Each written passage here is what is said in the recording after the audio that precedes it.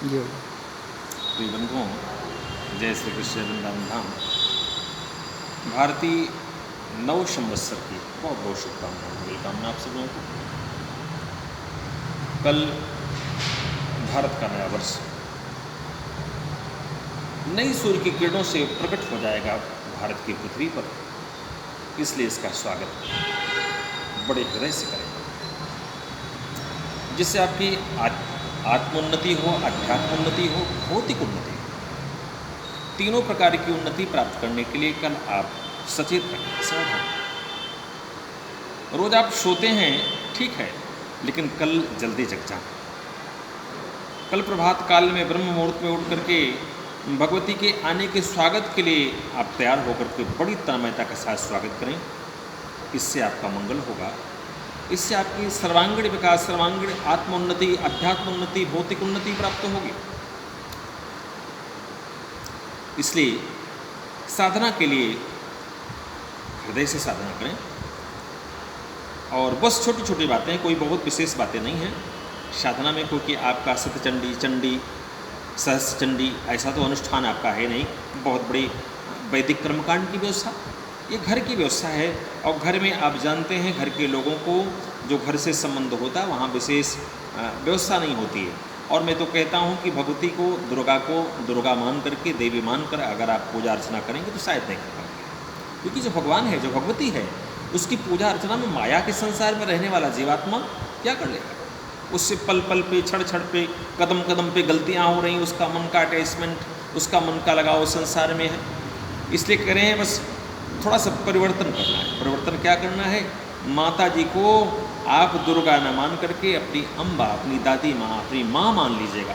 और ऐसी माँ जो प्यार करती है। और सत्य आपको बताएं, भगवती एक वर्ष में प्रतीक्षा करती, एक वर्ष में आकर के इस 9 संवत्सर में आके ही अपने बच्चों को ऐसा वरदहस्त दे जाती है, ऐसा आशीर्वाद दे जाती है, पूरे एक वर्ष तक वो प्रसन्न रहते हैं, खुश रहते हैं। तो माँ तो आ रही है आशीर्वाद लुटाने के लिए, आशीर्वाद देने के लिए, लेकिन जीवात्मा उसे न ले पाए तो माँ क्या कर सकती है? गुरु क्या कर सकता है? सदगुरु क्या कर सकता है?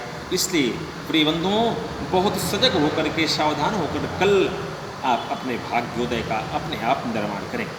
कल आपका भाग्योदय आपके अपने हाथों में होगा, किसी और के हाथों में नहीं। इसलिए कहते हैं माता तो आने वाली है, निश्चित आने वाली है। और ये भी बात नहीं है कि केवल देवालय में ही माँ आएगी।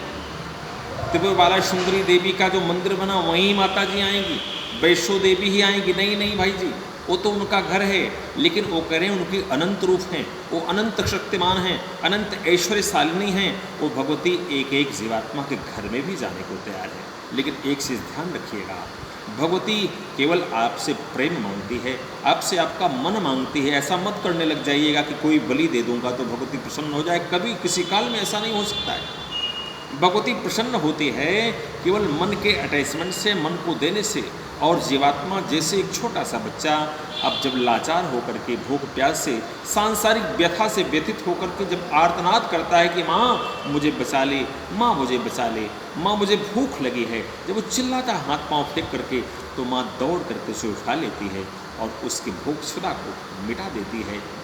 ऐसे माँ दुर्गा जगत जननी जगदम्बिका पधार रही हैं हर जीवात्मा। भारत का एक एक मानव, में तो कहता हूँ पूरे ब्रह्मांड का, पूरे विश्व का, चर अचर जड़ चेतन पशु सब कुछ भगवती के संतान हैं। और कोई माँ अपने बच्चे को दुखी देखना नहीं चाहती है। इसलिए बंधुओं, कल की पूजा, कल की अर्चना अपनी आत्मा के साथ, अपने मन के साथ कीजिएगा। आधा घंटा, 1 घंटा, 2 घंटा, 3 घंटा, 10 मिनट, 25 मिनट, जो भी करें, बस पूजा ही करें। उस समय फिर और कोई वार्ता आपके अंदर न आए, और कोई विचार आपके अंदर न आए।